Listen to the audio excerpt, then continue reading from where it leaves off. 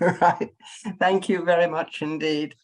I'm really sorry about this morning. There was a big disaster at my end in terms of my diaries. I apologize, and I realize that you have had a very interesting discussion about what is actually happening in terms of rent controls in different countries. But I'm going to talk a little bit about the history and then a little bit about the ways it's being done and the implications. Now, no, it won't move. Why won't it move? Oh, why won't it move? All right. Probably too slow.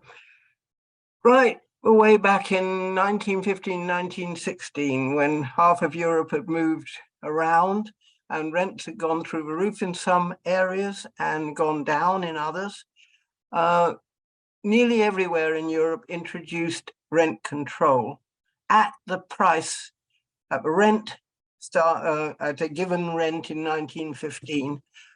And the problem to a significant extent was that it was absolutely politically necessary, but nobody thought about what happens into the longer term. So fixed rents, but prices of everything else were going up.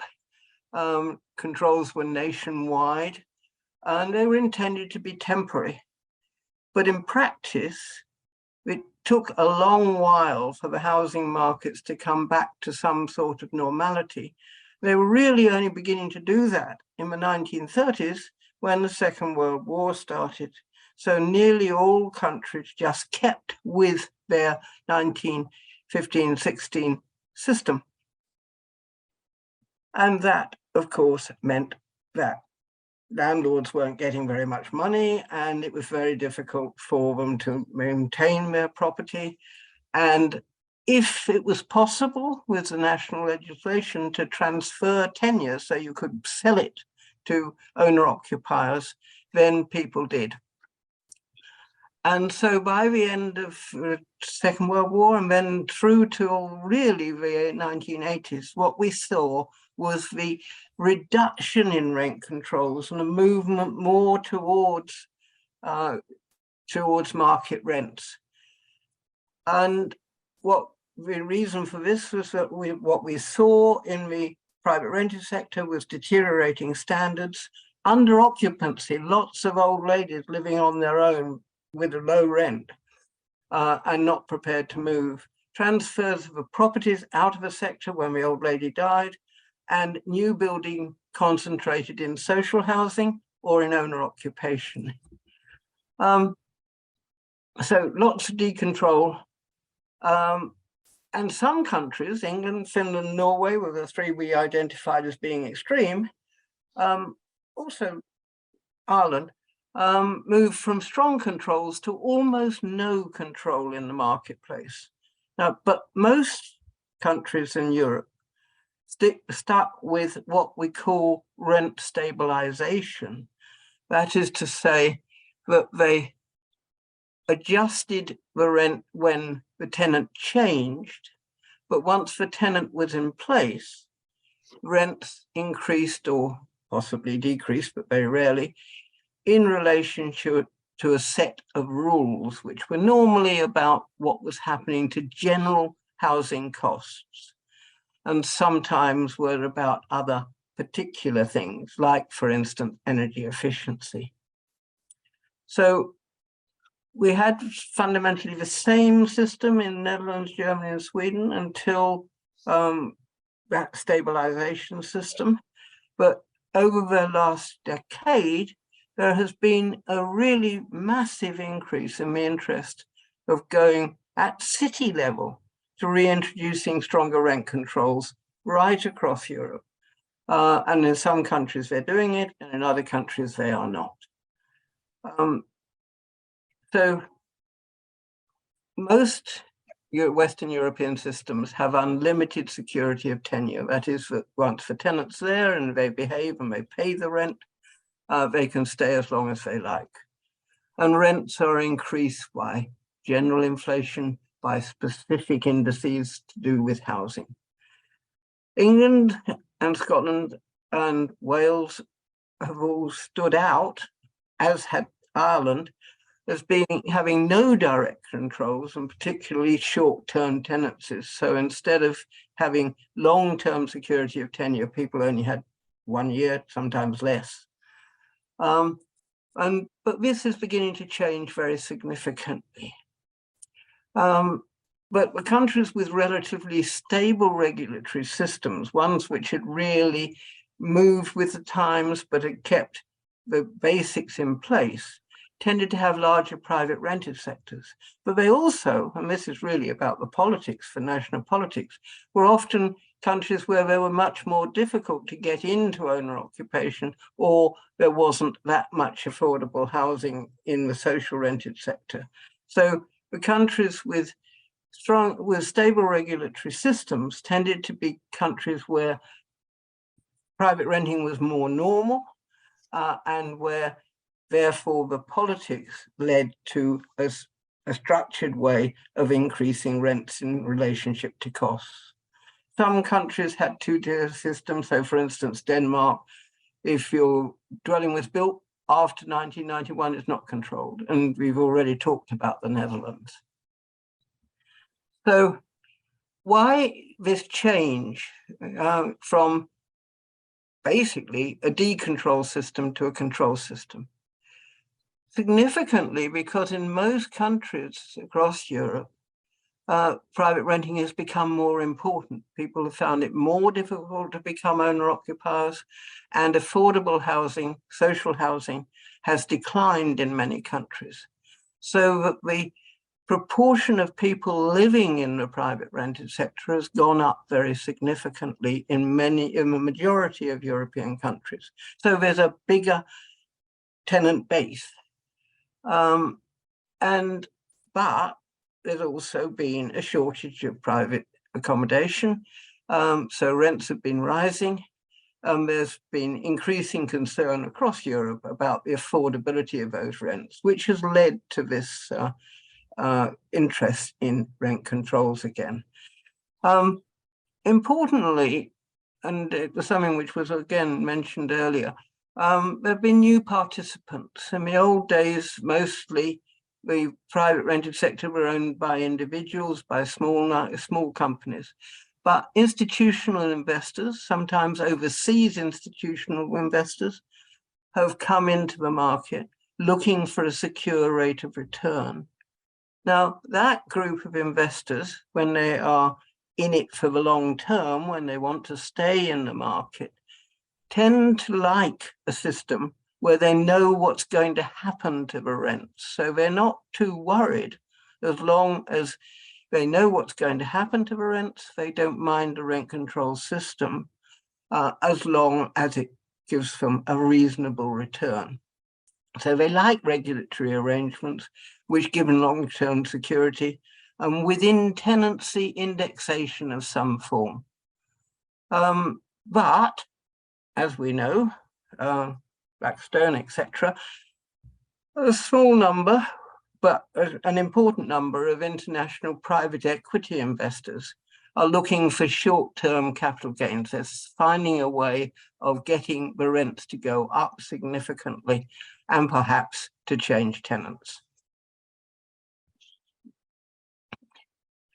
The growth of such investors has raised widespread concerns about the treating housing no longer as somebody's home, but much more about the possibility of it being a capital asset which you can make money on and which you can trade. And this has been really important from a point of view of particularly lower income households. This is called, in the literature, is called financialization. It's seen as a major reason for rising rents and gentrification in many European cities. And it's often identified as the Blackstone problem. And of course, in Denmark, there is legislation which is actually called the Blackstone Law to try and control what we were already talking about earlier this morning, renovictions, that is to say that you improve the property, put the rent up in relationship to the cost of those improvements, and that is normally been allowed in the regulatory systems, and then the tenants cannot afford that rent and they either have to leave of their own accord or they get evicted. And Germany, for instance, has always had the capacity to put up rents in relationship to renovation and energy efficiency, but it has often meant that rents are not payable by the poorer existing tenant. So the market has moved up market. So the rental sector has moved up market. And it's become a highly political issue at national levels, not just at city levels, in a number of countries, and has led to the increase in the types of rent control. Just in terms of rent controls, obviously, tenants, potential tenants and actual tenants like it. Why not? If they've got property, if they're able to find a tenancy and to live in that tenancy and to have security in that tenancy, then they're extremely happy to have their rents constrained. The problem is that the regulatory initiatives come mainly in stress areas. So they come in capital cities, they come in parts of the city where lower income households have usually lived. And there's a tendency for the controls, local controls, to be put on in these stress areas to begin with. But there is a tendency, and we can see it in Germany in particular, but in Ireland also, there's a tendency to spread these areas into lower demand areas so that you end up with rent controls in rural areas, in areas where there isn't particularly high demand, and that also impacts on how landlords are prepared to behave. But as I say, mostly initiated at regional or city level, though national governments set the general framework. Now, rent control is blamed for the reduction in the number of tenancies available. But there are other factors which are leading to that, and the most important one in many, many parts of Europe, particularly where there are tourists or a lot of short-term letting anyway, has been the growth of short-term lettings, which often fall quite outside the rent control system. So that landlords who want to maximize their return will, instead of letting to a tenant who's going to be working in the area, will actually be letting to tourists or to people who are coming in for a short time. And this has been a really important problem with how rent controls have worked. And it's also a problem that for many, many countries, the welfare systems are not paying as well for poorer households. And so they're finding paying the rent that much more difficult. So income distribution has become more unequal, making it mean that, landlords don't really want poor households. If they can move up market, they will. So just looking quickly at some initiatives, some of which you will have already talked about. Germany really started this, and when I say Germany, I really mean Berlin. But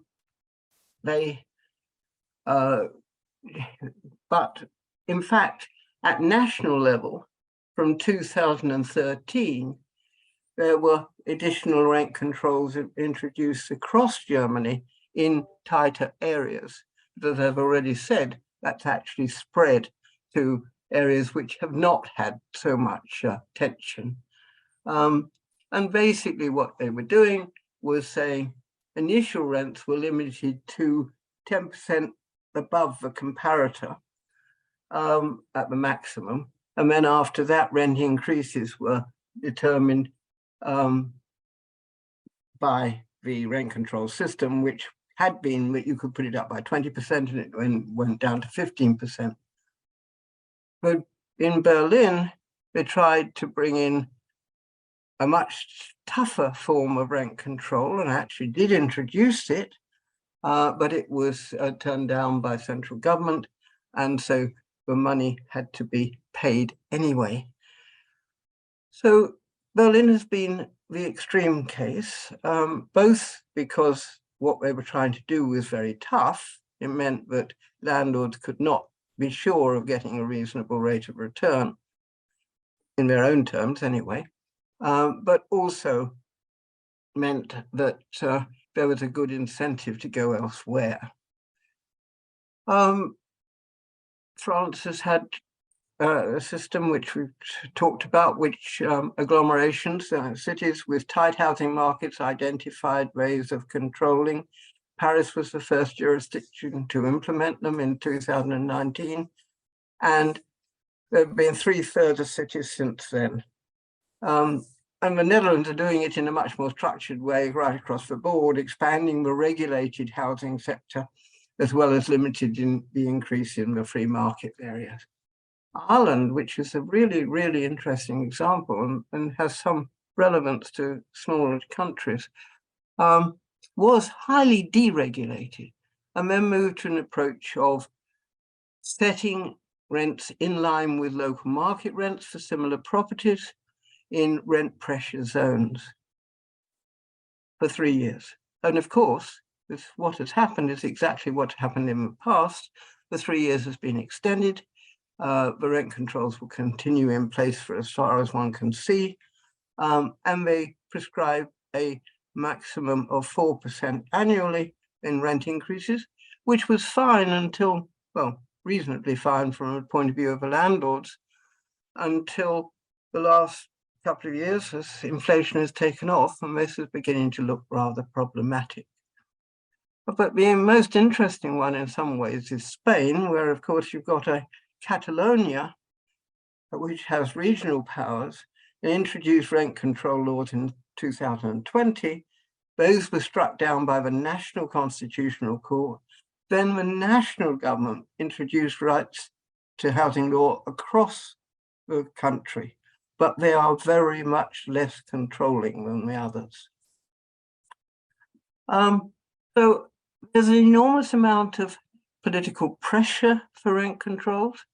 There is an enormous amount of uncertainty about how to do it and to make it long-term viable for the landlords to provide adequate standards at the same time as the tenants are able to afford the rent. So far, there's been very little evidence that investors are worried about this, and that's partly because the big investors, the ones which make the noise, are mainly in the middle to upper income part of the system. But it's also because tenants do not complain, and that's already been noted earlier this morning, I heard. Tenants tend to not complain unless the rent is way out of line or the standards are way out of line. And that may be partly, the general picture may be partly that constitutional turning in Berlin and in Spain, and to some extent in France, things have not been implemented in the way that was expected. But it's also because tenants don't want to upset the system. And implementation costs can be extremely hard. So, but on the whole, it's more at this stage, it is still more a matter of discussion. And I was very interested to hear about your rent structures here in Brussels, where if you don't take account of the location, which is a significant part of what you're buying in your rent controls, then you are going to run into the sorts of problems that you ran into in the earlier post-war period, when rents became out of line with the costs for the landlord, and therefore they wanted to leave or they wanted to run down the property. If they couldn't leave, they couldn't put rent up, all that happened was that the property was run down. In a world in which we're trying to get energy efficiency, to get higher standards, that is not a great idea. But there is so far not much sign that the investment is being negated, but that is mainly because the investment is not for poorer households in the main. So basically, we've had in the last 10 years a complete change away from decontrol to recontrol. And we've also, with that, and possibly causing it, has been a growth in the private rented sector right across many countries as owner occupation becomes more difficult and as social sector are run down in many parts of Europe. But the economic environment for how these things are introduced matters enormously. So, for instance, Germany for 20, 30 years had low inflation and falling house prices. And so rent stabilization was dead easy. And it was only when the tensions of rapid growth in population in Berlin and in some other, and 2 or 3 other cities came in, that Germany started to reintroduce first the national and then the local way of doing it. But we've still also got exceptions in the sense of what you were already talking about, energy efficiency and improvement, and what happens to the rents when that takes place if it doesn't happen with the agreement of the tenant. If the agreement of the tenant is fair, then the tenant will be prepared to pay for a reasonable return on those investments. If the tenant doesn't have any say in the matter and can't afford it, then energy efficiency and improvement is the way in which landlords have been getting rid of tenants who can't afford it. So there is a really important set of issues in that context. And what is happening in many capital cities in particular is that landlords are moving up market. They're moving either to short-term lets or they're moving to higher quality housing for those who can afford to pay for it. So that the people who are getting left out are the people on relatively low incomes who cannot get into the social rented sectors. And it has become a very political sensitive issue.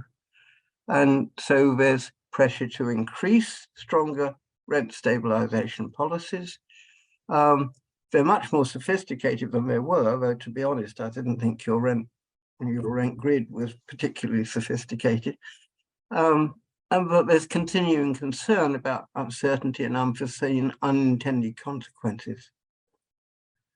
But fundamental is, the income distribution in most countries is worsening. So the number of people who truly cannot afford to pay rents which cover the real costs of providing high standard accommodation is growing. So the tension may be showing in terms of rent control, but it's actually fundamentally in terms of income distribution. Thank you very much indeed. That is what I was to say. As I say, it's history, but it's also an issue that how do you put in place a sophisticated system which enables the improvements and the energy efficiency, etc., to be done when people fundamentally cannot afford to pay a large amount for their housing. Thank you very much.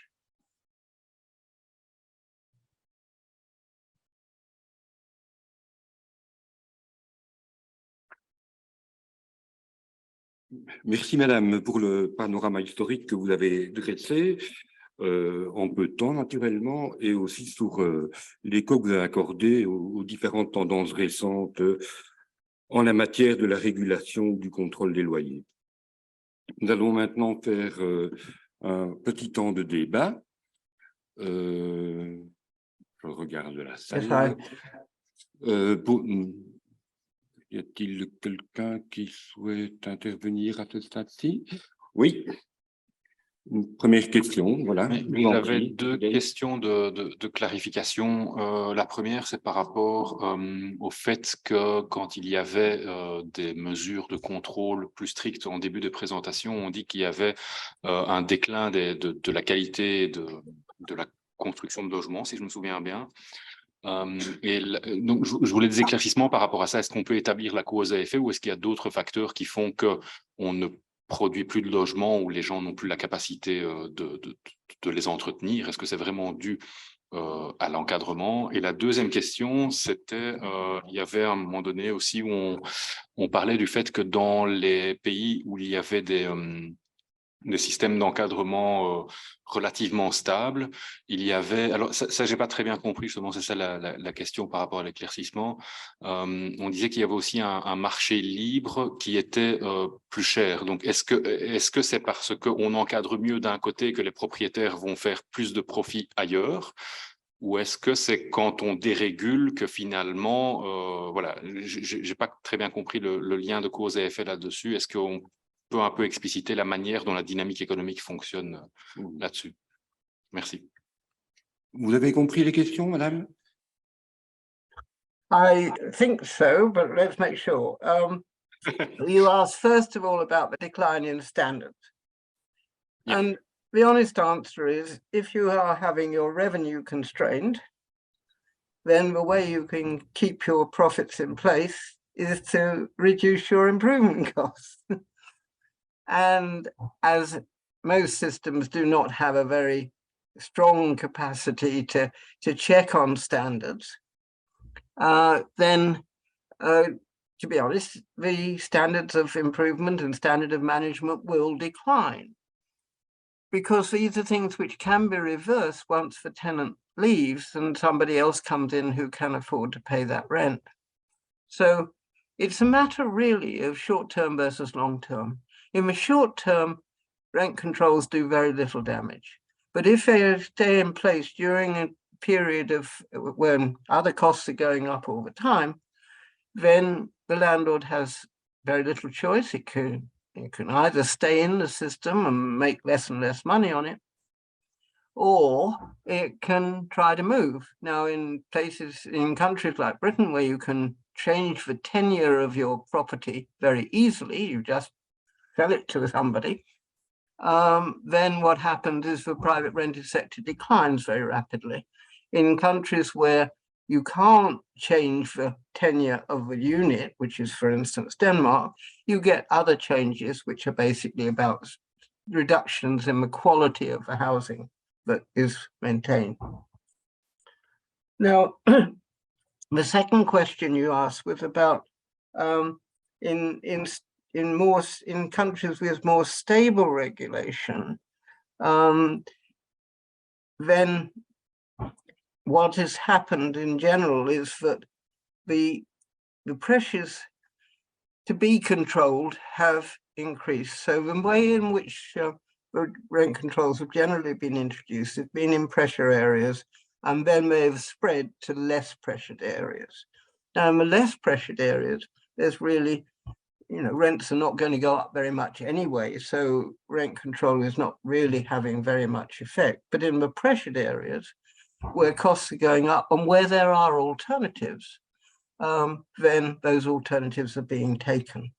And the alternative for particular institutional landlords is to move housing upmarket. So what they want to do, get rid of this tenant, improve the quality of housing, let it to somebody higher up the income scale who is happy to pay that rent for that location and a higher standard of accommodation. So all of these things tend to mean that poorer households lose out.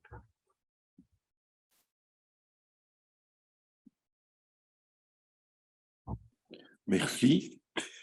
Also, it is the case generally that politics is such that it's only the people with a voice who make the noise. So it's only the people with the voice, it tends to be the middle income people and the middle income owners who benefit. Bon, il y a une autre question. Je vous en prie, madame. Oui, moi j'aurais une question concernant le rôle des villes et des collectivités dans justement ce processus inflationniste des loyers.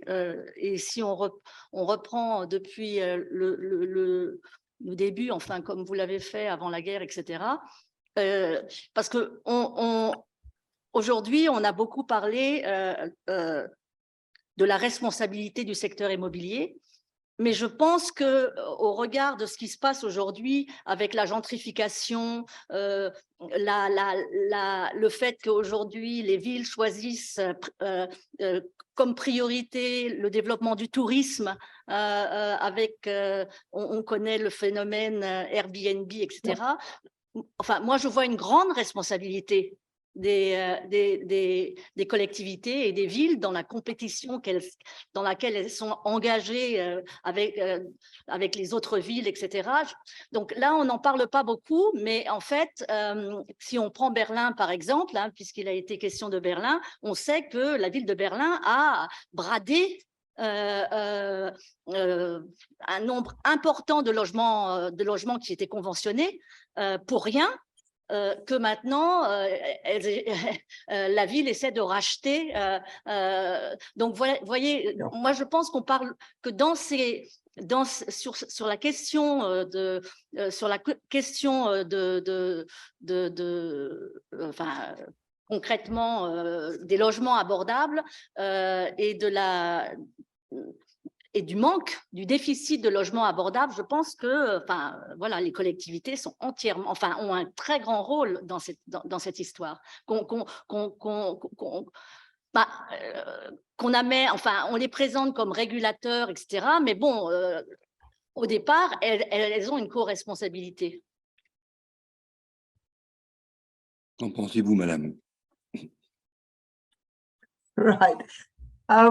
I think this is an enormously difficult issue, and much of what you say is true. Obviously, in Germany, the starting point for all of this was in the ex-East Germany, where you had very, very large areas of social housing which were not being maintained because the rents were not high enough and the municipalities didn't have the money. And Berlin sold these off into this private equity market in the main, and was where they ended up. And the result is that the private equity market was trying to make short-term capital gains by increasing quality, increasing rents, and the tenants leaving because they couldn't afford those rents. And I think that's was the starting point. And there was a lot of stuff written about this before the ideas of financialization became so strongly built into the argument. But certainly, municipalities have multiple roles, and they are not always doing exactly what the tenants would like by a very long way. All of the cities now have problems about Airbnb equivalents. And we've all got controls which are not implemented on the whole, by which you're only allowed to do short-term lets on really short-term basis. But the capacity to move your property out of the general private rented sector into that short-term letting market is very considerable. It's just a matter of how do you get rid of the tenant. And so to some extent, it's not the rent control aspect of it which the municipality needs to worry about so much. It's about the security of tenure. Are tenants being evicted illegally or being evicted in ways which should be illegal? But equally, if the tenant cannot afford to pay a rent which will provide the reasonable standard of housing, then you've got a tension between what standards you want and what standards you can afford. And that is fundamental to a world in which the income inequality is increasing rapidly and is significantly the case in cities. So I'm not a very cheerful person on the subject of where we're going. Private renting is not suitable for people who cannot afford both a reasonable quality rate of return and to eat and to do all the other necessities of life. So, and tensions in national level in most countries are meaning that welfare benefits are going down rather than increasing in an environment in which costs are also increasing.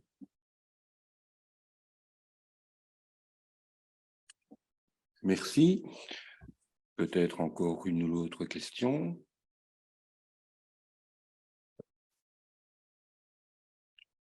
I've probably depressed everybody to a point where they do not wish to ask questions. I often do. But I do think that we'll be, you know. Mais non, mais non. Voilà, une question encore, une question. Moi, je voulais dire qu'on entend souvent le secteur des syndicats de propriétaires et de l'immobilier dire que si on encadre les loyers, ça va empirer la crise du logement, notamment pour les raisons que vous avez évoquées. Mais moi, je me dis qu'en fait, si on applique une politique systémique avec plusieurs mesures, notamment justement pour pallier le fait que les propriétaires aient des alternatives pour sortir le logement du marché régulé, ou aussi, par exemple, si justement ce système d'encadrement provoque un désinvestissement ou une revente des logements, que les pouvoirs publics en profitent pour acheter des logements. Enfin, je ne sais pas, moi j'ai l'impression qu'il y a plein d'arguments. Enfin, il y a plein de choses qu'on peut mettre en place pour justement éviter les effets pervers, et je voulais savoir quelles étaient vos idées à ce niveau-là.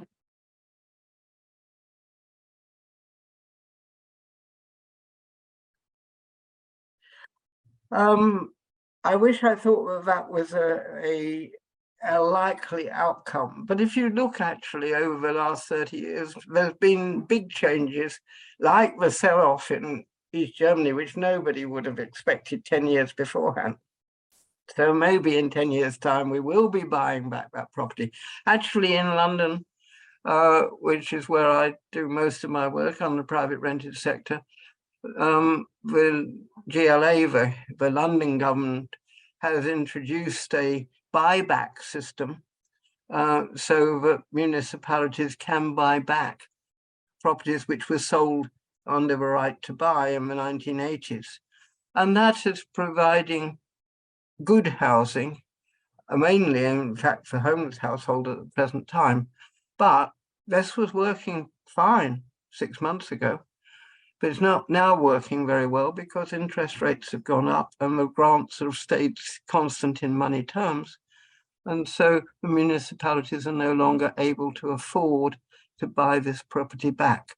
But yes, it's not a one-way street, and we may, and I hope we do, end up in a situation where the proportion of housing which is at sub-market levels, whoever rents are at sub-market levels, but standards can be maintained, depend upon subsidy, implicit or explicit. Implicit from the landlords if their rents are held down below a normal rate of return, and explicit where municipalities, regional governments, central governments are unable to provide adequate money either to the tenant or to the landlord or to the property. So municipalities have a lot to do, especially in a world in which this short-term letting is beginning to dominate. But we are seeing significant build for private rented sector in many countries, but it's mainly in the middle to upper range of the market, not to the people who you are on the whole trying to help. They can help themselves.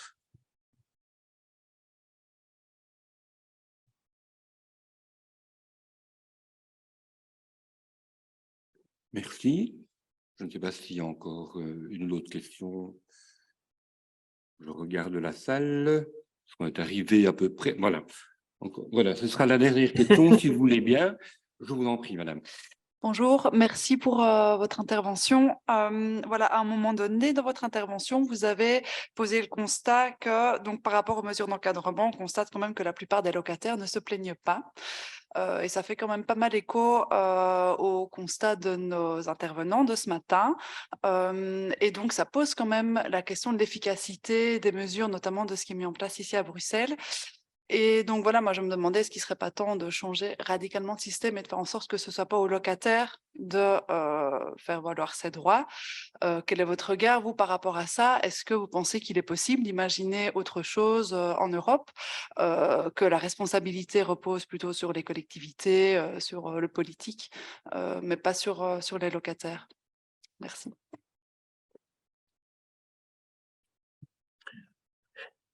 A very interesting question, and one which I think is aiming in the right direction.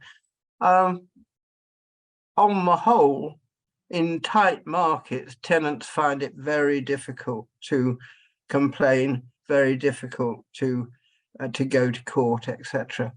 I think the Irish have put in place a very good system by which landlords are registered, and tenants have rights about what the rent should be, and where there is a mechanism for checking and for the municipality or the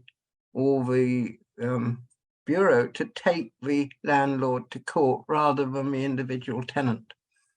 But I think this requires a much better framework and real resourcing to put in place. So, but I do think the Irish, who went from a situation of absolutely zero controls in the turn of a century to one which has got a system of rent control working in pressure zones fairly effectively, is one to look at. But you can't do it without data. If you haven't got the data, then each individual case has to be taken from scratch, and it takes forever and it doesn't work. So you do need really proper enforcement administration, and I agree with you entirely that that has to be supported either by tenant unions or by the municipalities themselves.